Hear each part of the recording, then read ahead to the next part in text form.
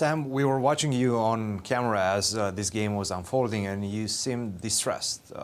Yeah, well, what was the reason? Well, so first of all, they didn't even ask me to come for an interview. I came because I requested. I just wanted to say I'm sorry for how this ended.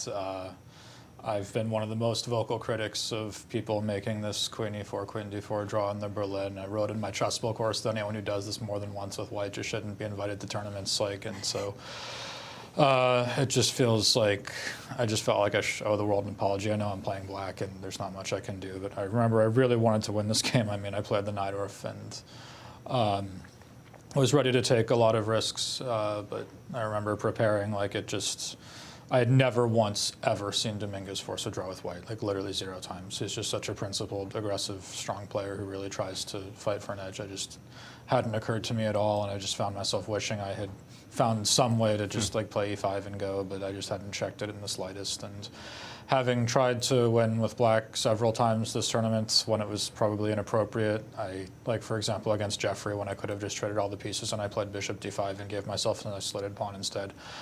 I just sort of decided to make the adult decision, but it was not one that I'm proud of, or not one that I think that we should use as an example for chess players in the future.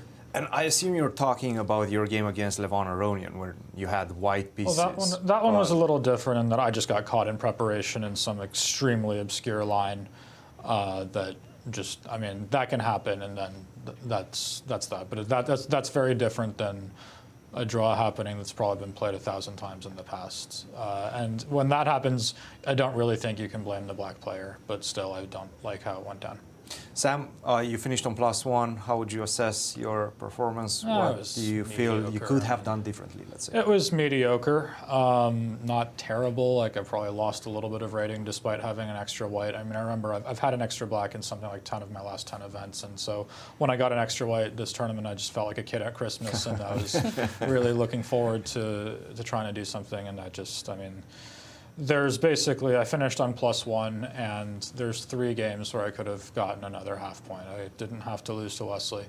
I could have beaten Neiman, and I could have beaten Sefian. And so you could sort of say that if I was on absolute tip-top form and I cashed in all 3 of those games, I would tie for first. But even if you're on like good form and not amazing form, I still probably wouldn't have tied for first. I might have only gotten 2 extra half points out of that and finished on like +3. So it was not the end of the world, but it was a tough tournament. Sam, absolutely no shame in making a draw with the black pieces against one of the best players in the world. Thank you for your games, and we'll see you in your next event, which is, by the way, I have no idea. I have literally no idea. I have nothing planned at all. I wouldn't mind at least a little bit of a break, but you know, come December and January, I'd love to get into playing classical chess again. I just don't know of any events, nothing. A, I don't know of any I've been invited to, but B, I don't know of any at all. So, you know, once tournaments come, you know, come at me. I'd love to play, but and I hope I can play more feisty than I did today. Sam, thank you very much. Sam, quick question to Yes. you.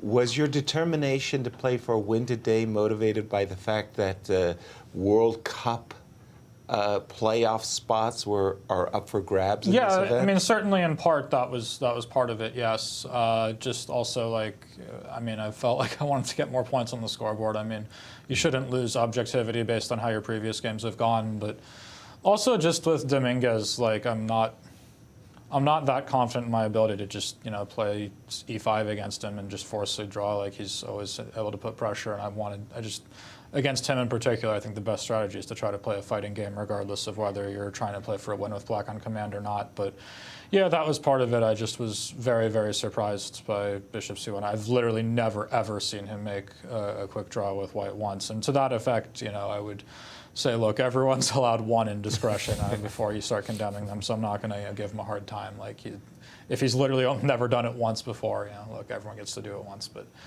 it was just disappointing to see. All right, once again, thank you very much, Sam Shankland. And, well, our standings after those 2 very quick results